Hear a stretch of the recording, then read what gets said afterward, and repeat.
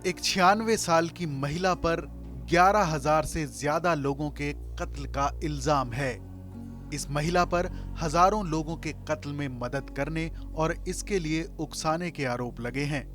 मामले की सुनवाई के लिए ये बुजुर्ग औरत मंगलवार को जर्मनी की अदालत में पेश हुई।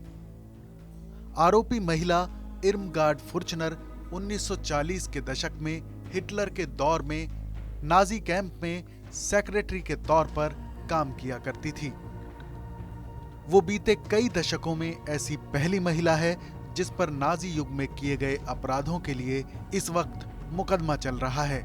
फुर्चनर पर कब्जे वाले पोलैंड में स्टटथोफ कैंप में 11,000 से ज्यादा लोगों की हत्या में शामिल होने का आरोप है। फुर्चनर व्हीलचेयर पर बैठकर अदालत में पेश हुई।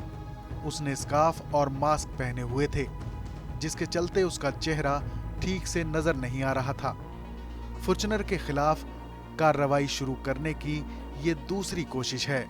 इससे पहले वो 30 सितंबर को रिटायरमेंट होम से भाग गई थी, जहां वो रहा करती थी। वो इसलिए फरार हुई ताकि अदालत में पेश ना होना पड़े, लेकिन कई घंटों की मशक्कत के बाद पुलिस ने उसे पास के शहर से पकड़ लिया।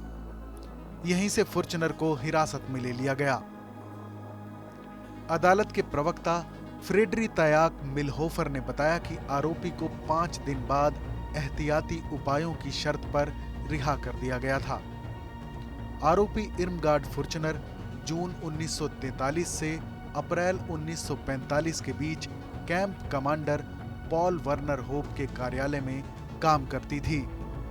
अभियोजकों का कहना है कि उसने एसएस अधिकारी के आदेशों को लिखा था।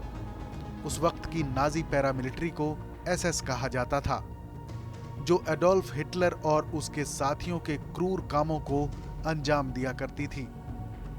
अभियोजक मैक्सी वान ज़ेन के मुताबिक डांस्क के पास स्टटथोफ कैंप में लगभग 65,000 लोग मारे गए थे। इनमें यहूदी कैदी, पुर्तगाल और सोवियत रूस के युद्धबंदी शामिल थे। उस वक्त फुर्चनर करीब 18 साल की थी। वांटजेन ने कहा कि स्टटथोफ में फुर्चनर क्लर्क का काम किया करती थी। उसके काम की वजह से ही कैंप में सुचारू रूप से सब काम होते थे और उसे सामूहिक हत्याओं समेत स्टटथोफ में सभी घटनाओं का पता था। उन्होंने कहा कि लोगों को मारने के लिए गैस चैम्बर्स में भेजा गया था। वहां वो रोते थे और बाहर निकलने के लिए दरवाजे पीटते थे। उनकी चीखें दूर तक सुनाई देती थीं। इसके अलावा कैंप में खाने और पानी की भी कमी थी। इस कैंप में टाइफस समेत कई घातक बीमारियां फैल गई थीं। ऐसे हालात में भी लोगों को जानबूझकर रखा गया था। इस खबर पर अपनी राय जरूर बताएं। देश और दुनिया की तमाम बड़ी खबरों के लिए देखते रहें TV9 डिजिटल।